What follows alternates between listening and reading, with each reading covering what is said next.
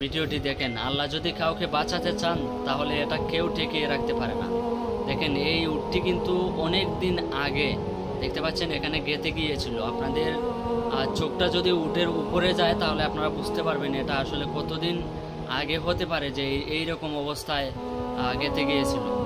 কিন্তু দেখেন এখানে কিন্তু কিছু মানুষ আসছিল ঘুরতে, তখন তারা দেখতে পায় এই উটটি এখনো জীবিত এবং সে কিন্তু অনেক বিপদে আছে।